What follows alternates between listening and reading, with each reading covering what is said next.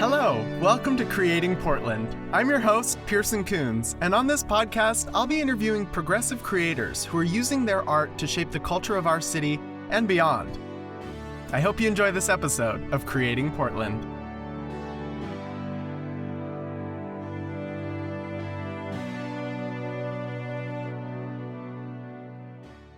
Hello, everybody. Welcome to Creating Portland, the podcast where we interview progressive artists that are helping shape the culture of our city and beyond. I am your host, Pearson Coons, and we are here today with Rebeca Alamo Gonzalez. She is a community advocate, a writer, an indie producer, and even a film programmer for the Portland Film Festival last year.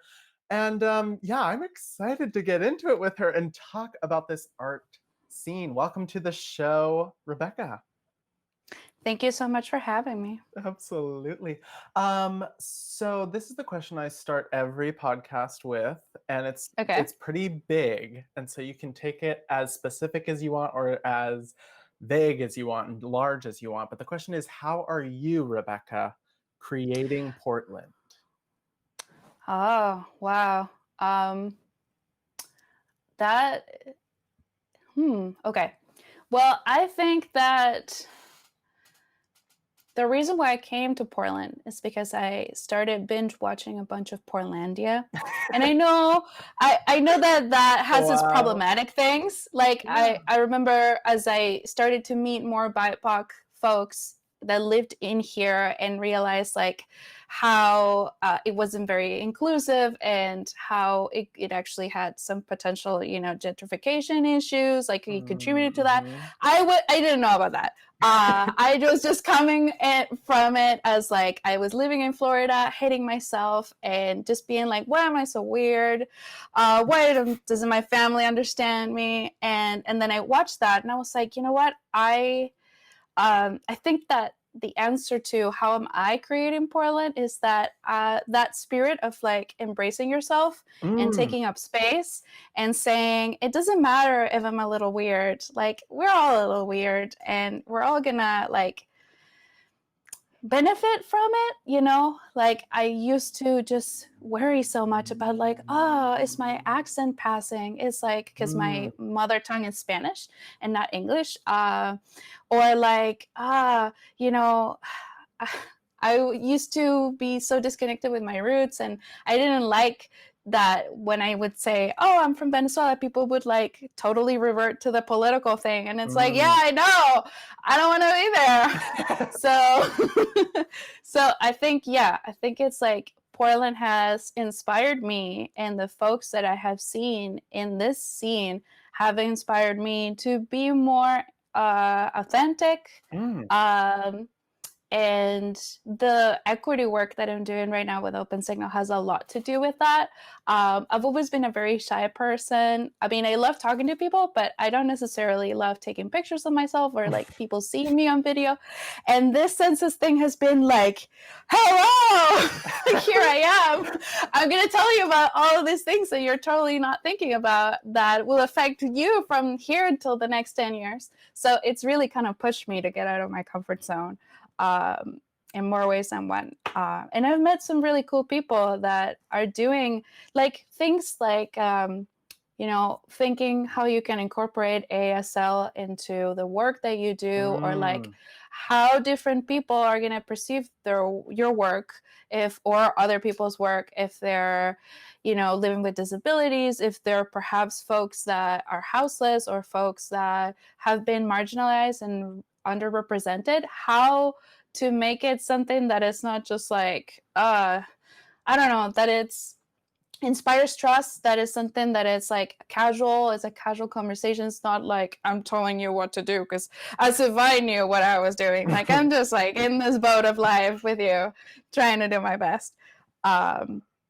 So is that a... Yeah, so basically, from what you're saying you're creating Portland by just showing up and being your authentic self, which is just such a cool way of looking at it. And I love that answer to that question.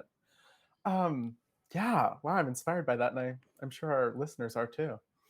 So Well, let's get more into like the nitty gritty logistics of how you're creating Portland with Open Okay. Signal. You mentioned what does that work look like? How are you creating Portland through your work with Open Signal?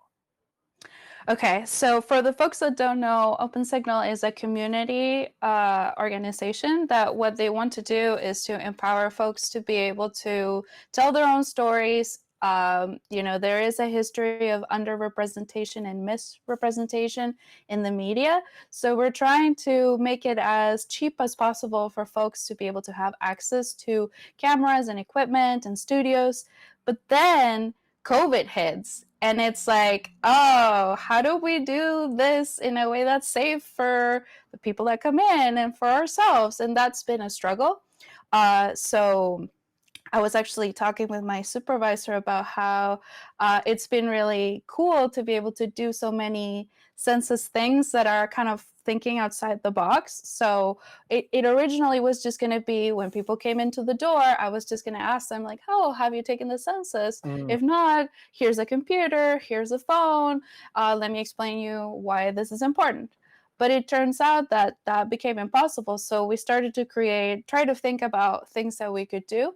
And the project that we're wrapping up today and we've been working on for a month, it's about creating a collaborative video project that's also a raffle. So in one mm, way, it supports, each and every single person that will want to participate, but we're specifically inviting people that have been marginalized when it comes to the census. So BIPOC folks, people that are LGBTQIA, people that are immigrants or speak a language different than English, folks that are houseless, folks that live with disabilities, folks that live in rural communities, anybody that has children under 5. I didn't get any submissions with children under 5, which is understandable, but mhm, there's still what is called a hard to count population. mm, And what that means is that the Census Bureau recorded or put them in a category because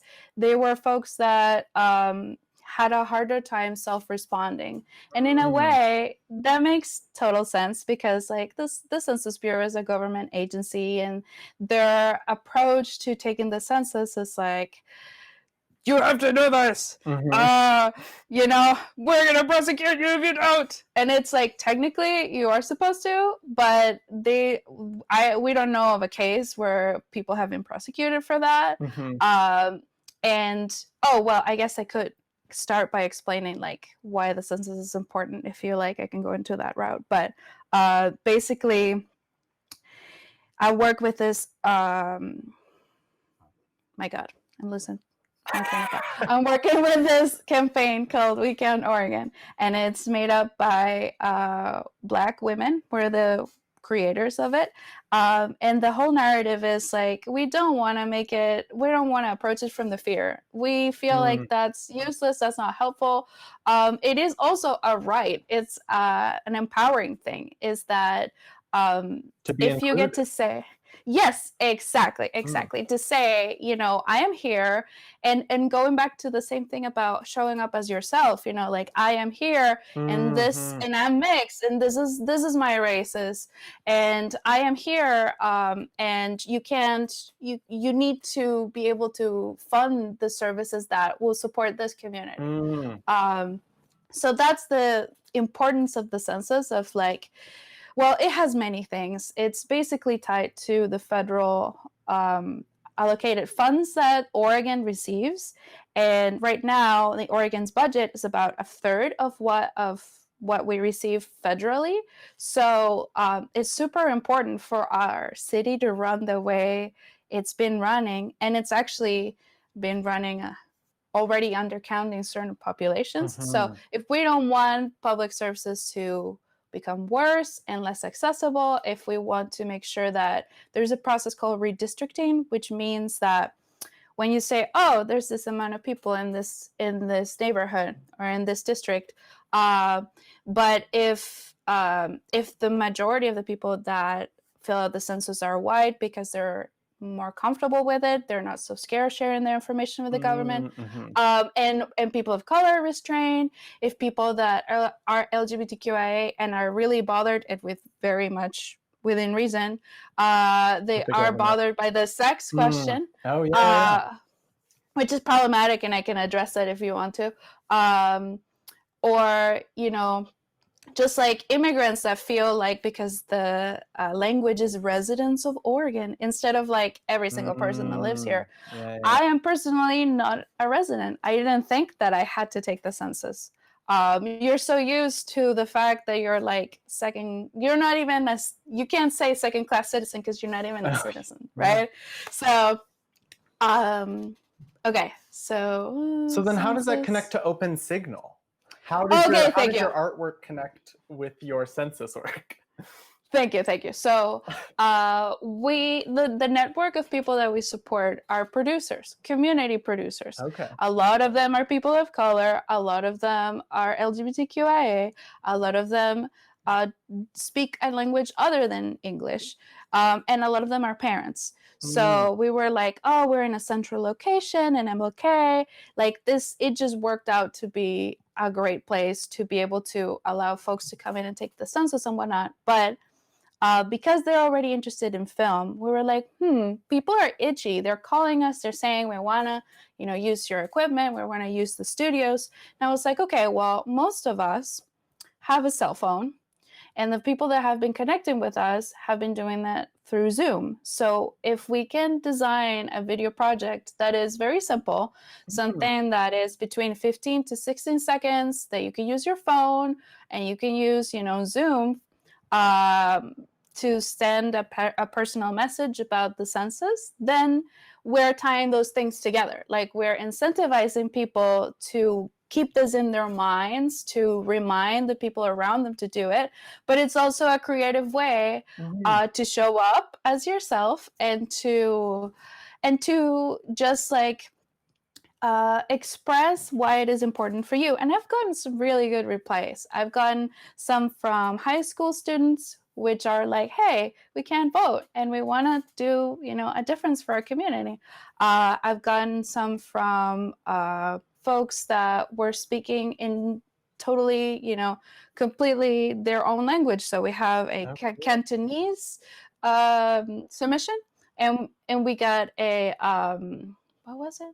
Cantonese? And there was sorry, I heard myself for a second there, and that threw me off.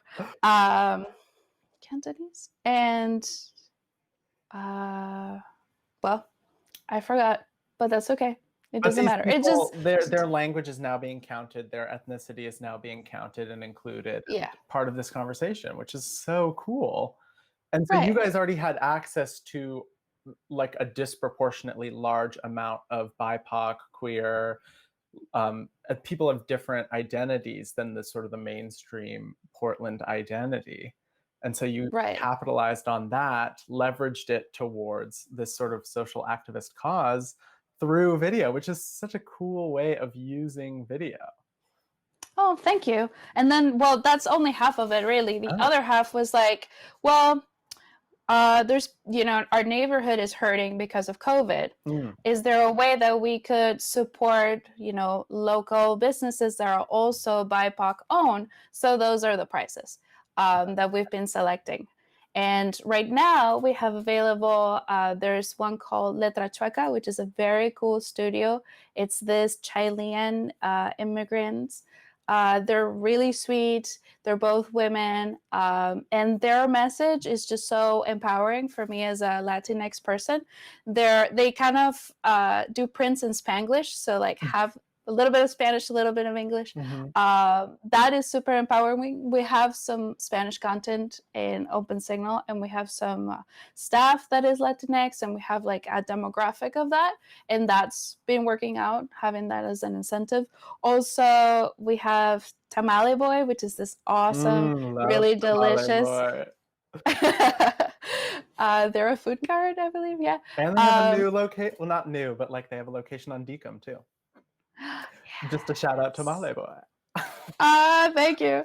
And then there's also CPDX, which is this really awesome, like waste conscious Indian food card. So Yum. if anybody that's listening would like to win that, you just need to record yourself with your phone horizontally, because we want the aspect ratio to show on a TV.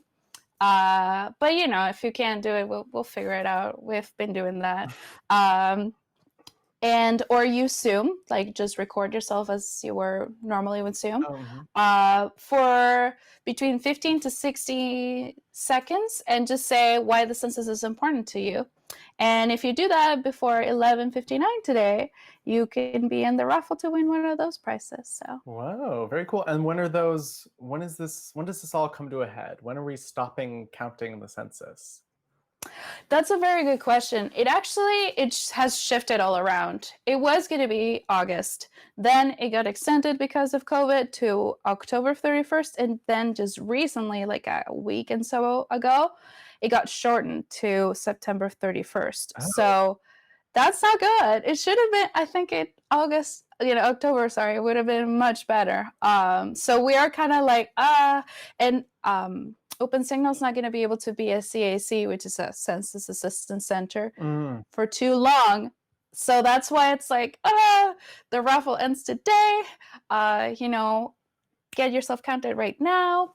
You can get counted by going to my2020census.gov, or you can go into the Census Bureau website, and then it has all information on how to fill it out in 52 different languages, or how to take it in 13 languages. Nice. So, and over the phone as well. So.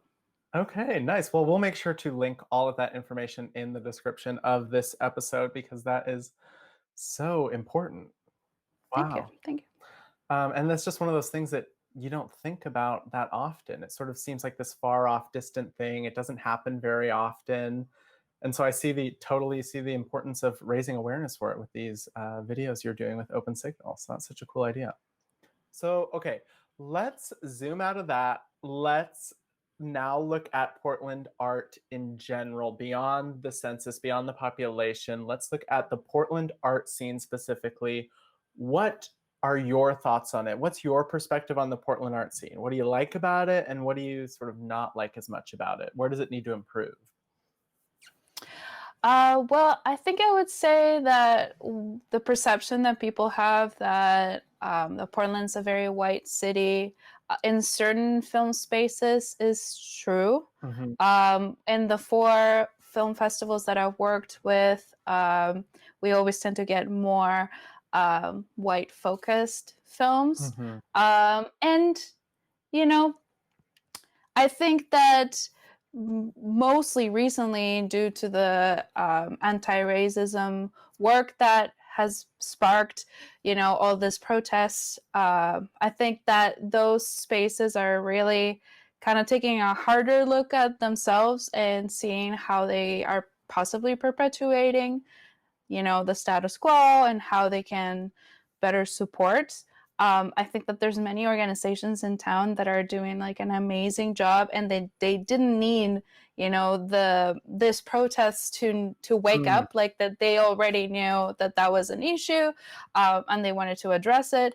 One of them is the Cooch Collective, which I think it's an amazing resource.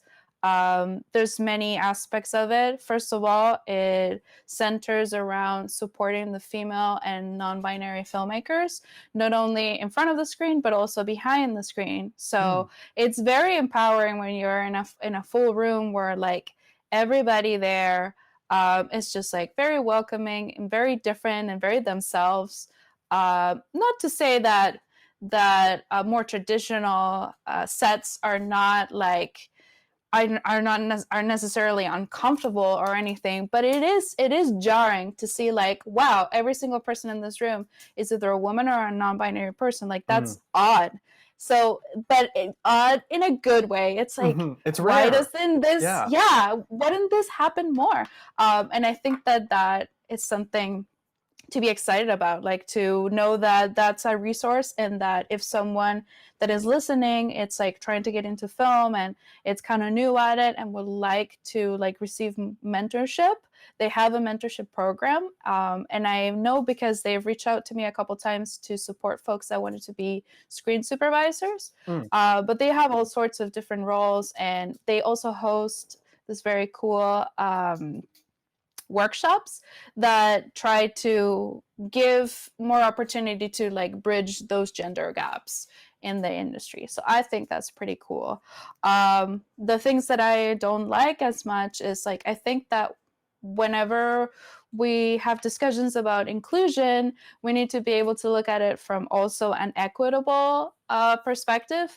I was invited to a very cool opportunity recently where most of the audience was white, and a lot of them wanted to know about like how to be more inclusive, which is obviously a really good sentiment. Like I like that. I like that they're willing to have that conversation, but still it felt like, you know, the invited speakers were 3 people of color, including me, and then 2 other folks who were already recognized in the industry. You know, they're cis white men, probably baby boomers, you know, like older gentlemen who have had plenty of time to have a platform to speak their mind about things. And that's, I'm not feeling bad about that. I think that it's not appropriate in a conversation about inclusion to just like speak more than the people of color. I think that if you are there, you should be able to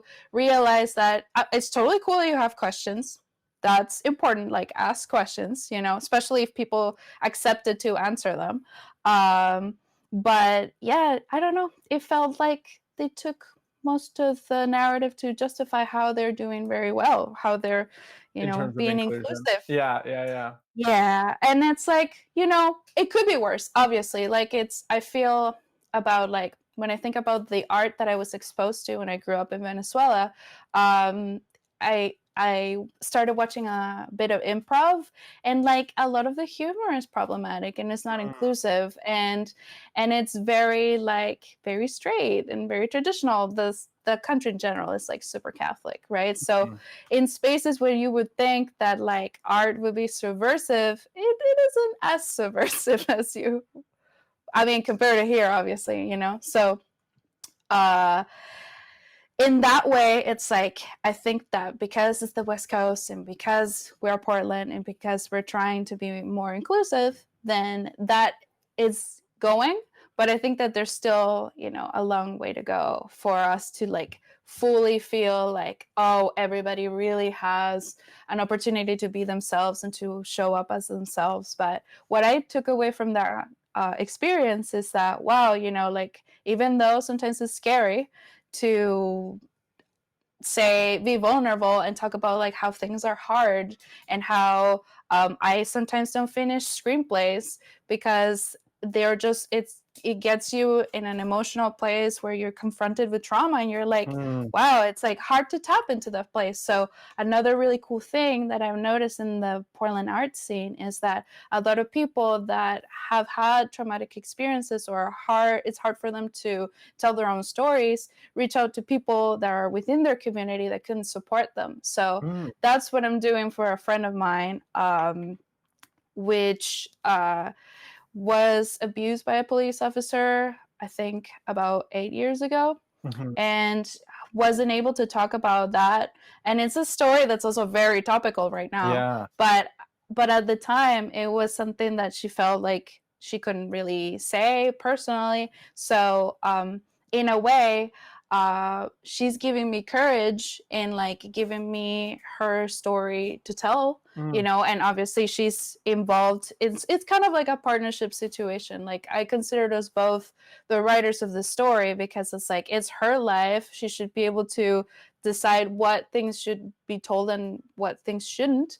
But because it is like triggering and I'm very uncomfortable for her to do that, she just gave me a bunch of evidence of her case, and I've just been kind of putting things together and just Wow. trying to consult with her as least as possible, so she feels the most comfortable as possible. Mhm. And she shared that since we started that process, she's been more emboldened and more happy to talk about the situation. And then also it gives me more confidence in myself, right? Because honestly, and I think that's important to say in spaces like this, when we present ourselves as creatives, we always want to put our best foot forward, and we always want to present as like, like we are the professionals that we are. I think that there is a place where you can be professional but also realize that we're human and that we make mistakes and that we don't have everything figured out, and that when you're a person that's been underrepresented and that has all these issues,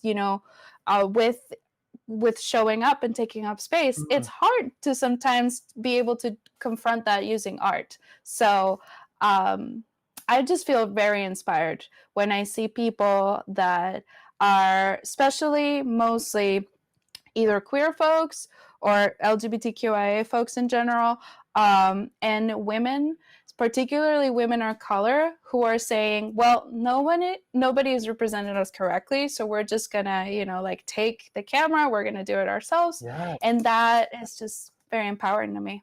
Like, I don't think I would be able to be the artist that I am if I were trying to pursue filmmaking in a different town. Like, if I would have tried to move to California, for example, I think I would have burned out. I would have Mm. been like, I hate the heat as well. So, like, it just wouldn't be the town for me. But here, I feel like there's this nurturing of like, when things are good and good and honest, they will take wings and they will reach far away. Mm. Hollywood's not the only place where we can like say stories that will make an impact, Mhm. So yeah. Wow. Oh, I got chills. That was so inspiring. I'm glad.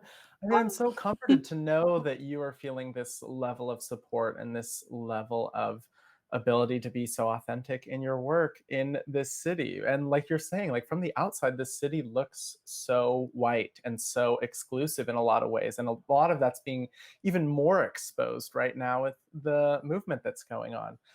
I think it's a good reminder that there are those pockets and those support systems. And you mentioned the Cooch Collective that are doing the work to provide the support that artists like you need to share your voice with our city, which is what I love. Okay, so I guess my last question is what's next for Portland art scene? What do you think? Where do you think we're headed now after what you Mhm. know of us as we are, and then we're obviously in this sort of cultural turning point of quarantine and the Black Lives Matter movements going on. All of these sort of things are happening. Where do you think we end up on the other side of this?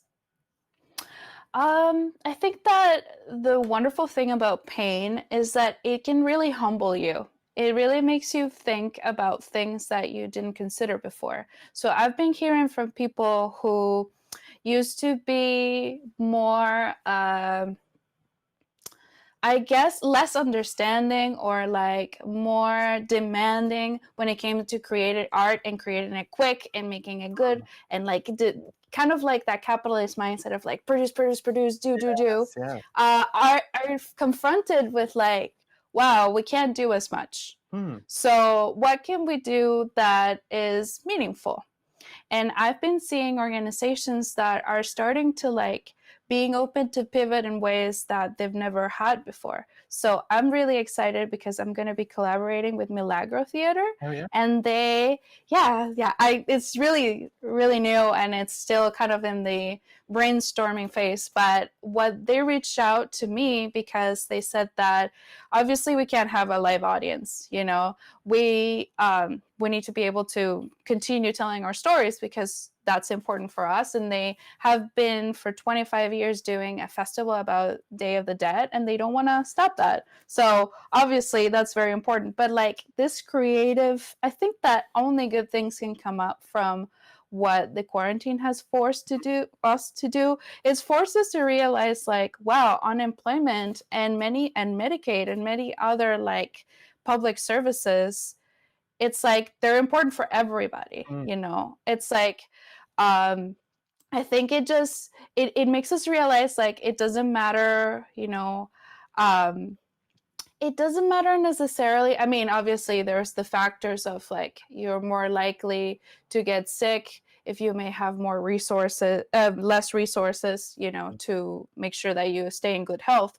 But it seems like you can get really sick from COVID, kind of like no matter who you are, you know, and a lot of people dying. It's making them realize like, oh, you know, like there's some people that have autoimmune diseases and have been wearing masks before it was like mandated. And it's like, it makes you think about like how, well, if it's not only about just you getting sick, it's about making other people sick because you may be a carrier of that disease. So like, I think that mindset and what that's doing to the art and how people are like thinking more inclusively. And it's like, how can we make this something that like would stand more the test of time and could be more inclusive, where maybe it's not just for the Portland audience, but it's something that could be in the internet for other people to see in other places. So I'm excited about that. And I also I think it's important to say that many people have lost, you know, family members and that, you know, disproportionately, obviously, folks that are of color and people that are hardworking, you know, working class folks are obviously super affected. I read some data that's really scary about like how reservations are being very affected by COVID in a totally like disproportionate way.